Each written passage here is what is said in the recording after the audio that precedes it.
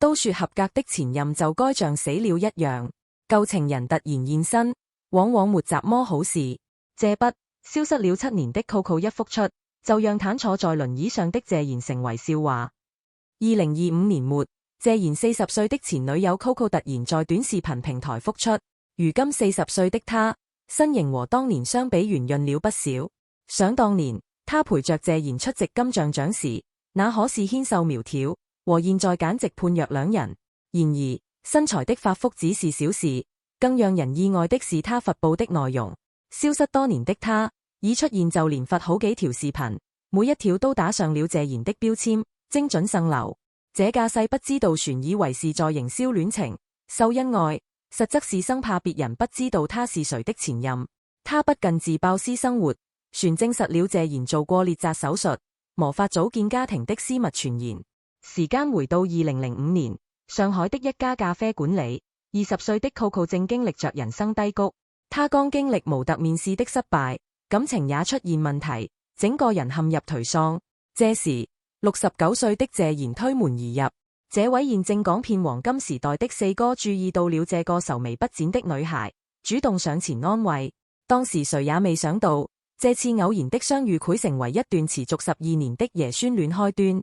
不出意外，49歲的年齡差讓這段關係被打上爺孫戀的標籤， Coco 被貼上拜金撈女的罵名。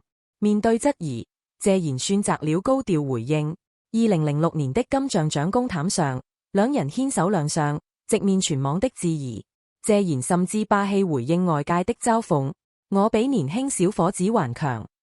謝賢對 Coco 的付出遠遠超出了物質層面，他不僅給他提供月租幾萬的半山豪宅和每月固定的生活費，傳出資送他去巴黎留學，學習設計課程。在巴黎期間，謝賢親自飛過去為他挑選公寓，託人脈找學習機會。他把自己幾十年在名利場積累的經驗，手把手教給 Coco 如何分辨頂級面料，如何與品牌方打交道，如何在社交場合優雅周旋。在兩人的相處中，謝賢將年上的優勢展現的淋漓盡致。據 Coco 回憶，當他年輕時愛泡吧玩到深夜時，謝賢不會發脾氣，而是像長輩一樣勸誡他，回家太晚不安全，少喝點酒。兩人一起逛街時，謝賢會認真為他挑選飾品，動作輕柔地為他戴上項鏈。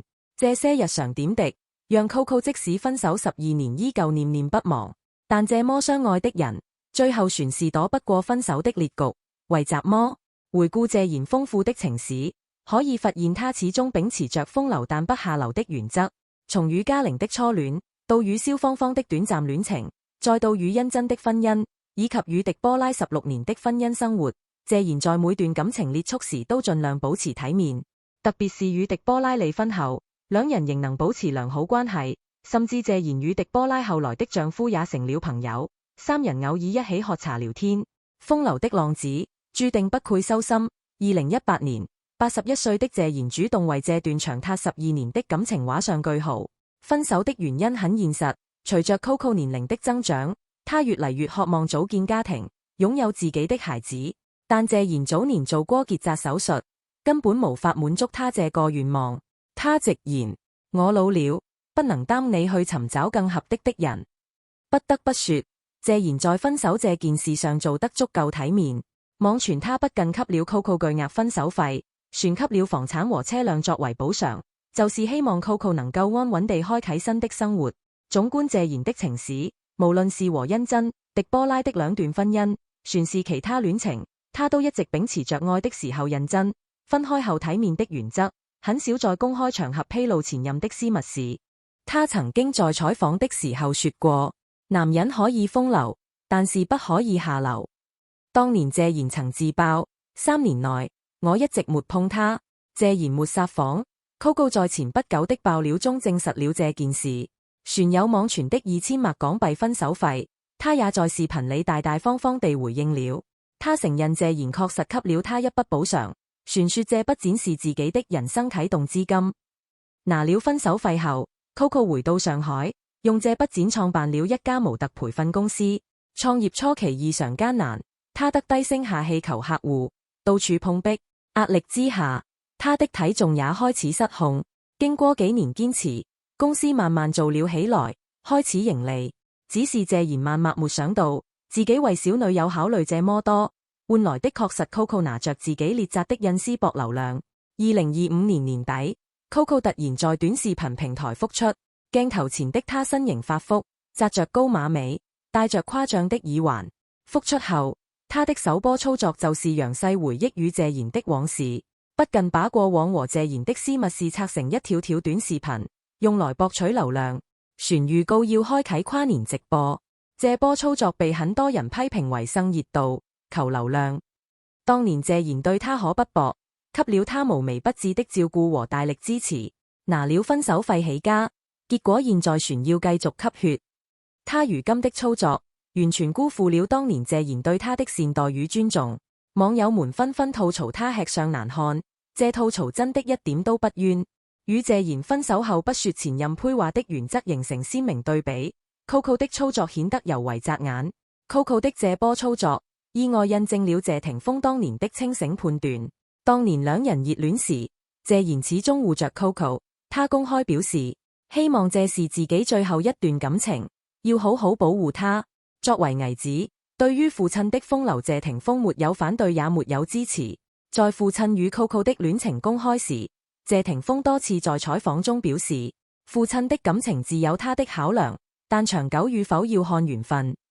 其實早年期間，兩人的關係並不融洽，父子之間劍拔弩張，更別提怎麼父慈子孝的溫馨場景。所以謝家父子兩人都是各玩各的，互不干擾。不過，隨着年齡的增長，謝霆鋒自己也成了父親，他漸漸理解了父親的不易，父子關係這才緩和了苦多。如今看來，他早就看透了這段感情的本質，因利相聚也會因利而散。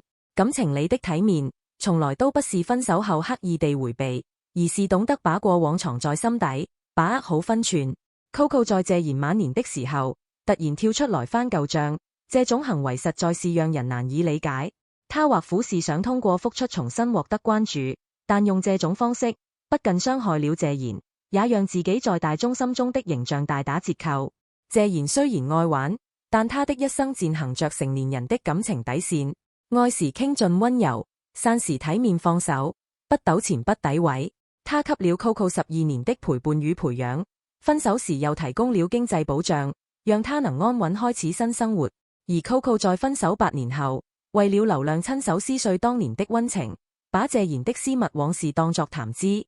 他或許獲得了短暫關注，卻失掉了成年人的體面，也成了忘恩負義的白眼狼。真正的體面，是在願準時將美好封存於心，各自安好，互不打擾。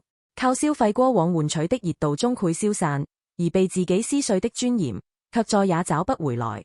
89歲的謝賢已深居簡出，偶爾被拍到坐在輪椅上，由保姆推着散步。他從未回應 Coco 的這波回憶殺，保持着徹底的沉默。這位曾經的風流人物用沉默擁護着自己最後的體面。在短視頻平台， Coco 旋在更新着他與謝賢的故事。鏡頭中他繼續分享着那些私密往事，評論勾爭議不斷。